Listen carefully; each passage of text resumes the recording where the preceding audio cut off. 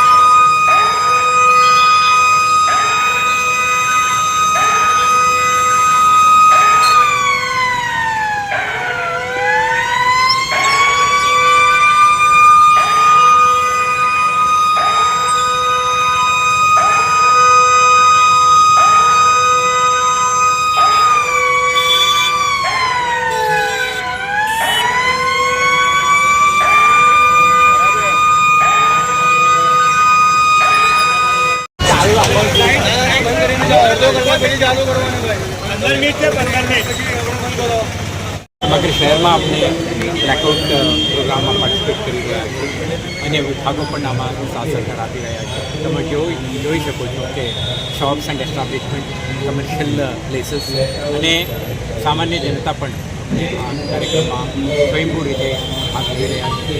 મને વિશ્વાસ છે કે શહેરજનો મહત્તમ સાથ સહકાર આપશે અને એક જાગૃત, જાણકાર અને જવાબદાર નાગરિક તરીકે રાષ્ટ્રપ્રેમના ભાવનાથી આ કાર્યક્રમમાં સ્વયંભૂ રીતે પાર્ટિસિપેટ કરે અને બ્લેકઆઉટ ઓપરેશન અભ્યાસ છે અને સફળ બનાવે દરેક ઓપરેશન બની રહ્યા છે.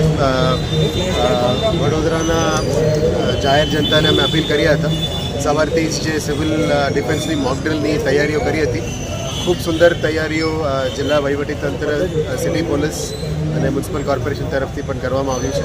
આપ જોઈ શકો છો કે આખું અંદર છે અને આ માંડવી ગેટ છે, ઐતિહાસિક જગ્યા છે અને અમે ખાલી રાઉન્ડમાં જવા આવ્યા હતા કે કેવી રીતે આપણે કમ્પ્લાયન્સ થાય છે.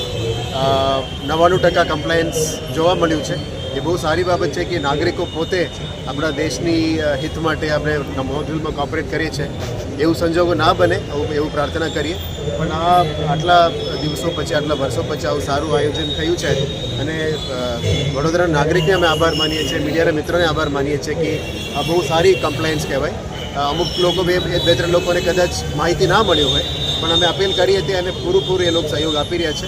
ખૂબ સરસ આયોજન છે અને અમે આશા રાખીએ છીએ કે આવું ક્યારે અમે કરીએ તો વધારનું ડિસિપ્લિન, વધારનું ટ્રેનિંગ, બધા લોકોને વધારનું કમ્પ્લેન્સ પણ સારી રીતે થઈ શકે. કમિશનર સાહેબ, અગમચેતીના ભાગરૂપેનું આ એક આયોજન છે, સફળ આયોજન છે. લોકો પાસેથી શું અપેક્ષા? લોકો પાસે આટલી જ અપેક્ષા છે. જ્યારે દેશ હિત માટે ભારત સરકાર અને રાજ્ય સરકાર આપણને અપીલ કરે, દેશ હિત માટે જે પણ સૂચના આવે અમે દેશના માટે સમર્પણ કરવું જોઈએ. અને જ્યારે પણ આ ડિસિપ્લિનની પણ એક વાત છે, કમ્પ્લેન્સની પણ વાત છે.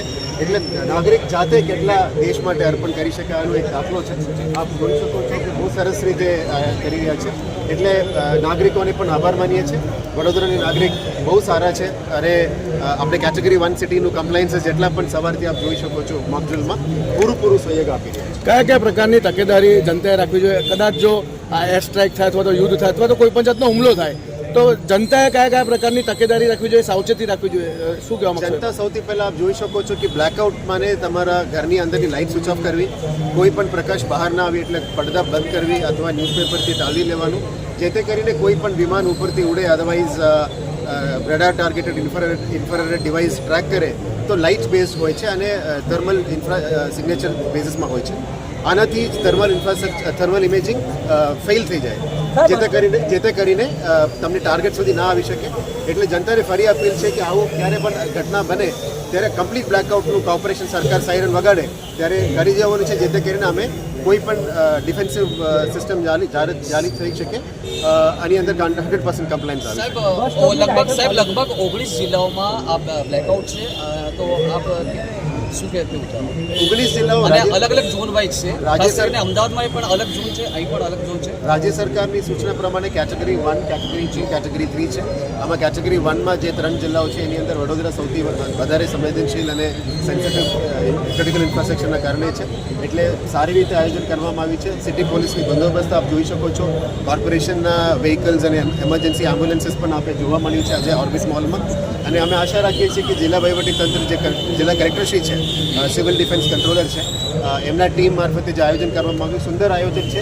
અને મીડિયાના મિત્રોને ખાસ આભાર માનું છે કે આપણે બહુ મહેનત કરી સવારથી આનું માહિતી પહોંચાડો છો પબ્લિક સુધી. એ વધારે સારી માહિતી પહોંચાવે એવું અપેક્ષા આપણે થેન્ક યુ.